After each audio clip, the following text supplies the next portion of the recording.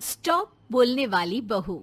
Stop that. अरे अरे अरे, आप लोग स्टॉप तो नहीं हो गए ना? लेकिन ये कहानी है इसी खेल की जो कभी हम बचपन में खेला करते थे। बैठी रहती है सारा दिन पत्थर की तरह। अरे पत्थर भी कभी कभी हिल लिया करता है। तू भी कभी कोई काम कर लिया कर बहू। मैं तो बहू नहीं भैंस ले आई हूँ। नीता सारा दिन घर का काम करती, कमर टूट जाती जब वो रात में बिस्तर में आराम करने के लिए लेटती। लेकिन मजाल है सास की, जो उसके काम की कभी झूठे मुंह भी तारीफ कर दे। हम लोग नसीब वाले हैं नीता बिटिया, जो तेरे जैसी बहू हम लोगों को मिली। पिताजी, यही आपका प्यार है जिसके कारण मैं इस घर में टिकी हुई हूँ। पर पता नहीं सासू माँ को मैं क्यों नहीं अच्छी लगती। अब तो 2 साल हो गए हैं शादी को।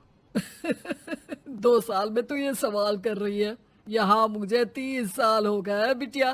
पता नहीं तेरी सास मुझे भी क्यों पसंद नहीं करती। फिर क्या, दोनों ससुर बहू खूब ठहाका लगा लगा कर हंसते हैं। अरे वाह जी वाह, क्या जमाना आ गया है। बहू को देखो कैसे ठहाके लगा लगा कर ससुर के साथ हंस रही है। अरे एक जमाना हमारा था, ससुर इस कमरे में तो मैं उस कमरे में, ससुर बरामदे में तो मैं छत में। और यहाँ देखो महारानी को, वो मेरी बेटी है। और पापा ने तुम्हें कभी नहीं कहा था कि तुम इधर उधर भागो। हाँ, सास को पति की बात पर गुस्सा आ जाता है। तभी उसकी नजर बहू पर पड़ती है जो सास और ससुर की बात पर हंस रही है। बहू को हंसता हुआ देख सास का पारा 7वें आसमान में चढ़ जाता है। अरे कल बुही तू क्यों हंसी? तुझे कौन सी चुड़ैल चिपट गई तो हंस रही है?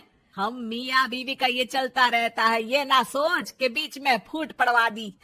अरे जी जाइए बाजार से छाछ ले आइए, और तू जाकर किचन में बेसन घोल कर पकोड़े बना ले। कड़ी बनानी है तुझे। सास बहू और पति को ऑर्डर देकर वहाँ से निकल जाती है। पति बाजार की तरफ और बहू किचन की तरफ।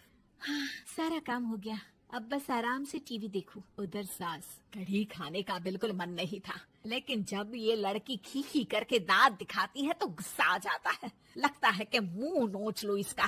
तभी सास के कान में बहू के जोर जोर से हंसने की आवाज आती है। सास का पारा फिर 7वें आसमान में चला जाता है। सास कमरे में जाती है जहाँ बहू टीवी में सीरियल देख रही होती है।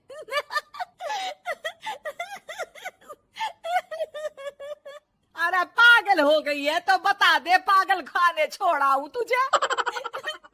माँ जी, आइए ना, देखिए ना, आप भी ये सीन देखिए, कैसे बच्चे स्टॉप दैट खेल रहे हैं।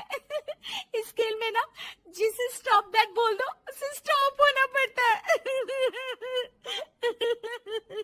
हाँ हाँ, बहुत खेला है मैंने भी इसे बचपन में। कोई इतने भी पुराने लोग नहीं है हम। हाँ, काश सासू माँ मैं भी ये खेल खेल पाती। सास को बहू की इस बात पर गुस्सा आ जाता है। यहाँ तो सारा घर फैला पड़ा है, रात के खाने की कोई तैयारी नहीं, और मैडम स्टॉप दैट खेलेंगी। हैं? अरे चल जाकर छत धो। बेचारी बहू जो अभी तक टीवी पर ठहाका मार रही थी, झाड़ू लेकर छत पर पहुंच जाती है। खुले आसमान के नीचे बहू भगवान की तरफ देखकर कहती है, हे भगवान, ये तो बता दो कैसे मेरे अंदर भी कोई क्वालिटी आएगी जिसे देखो जब देखो कुछ न कुछ सुनाकर निकल जाता है।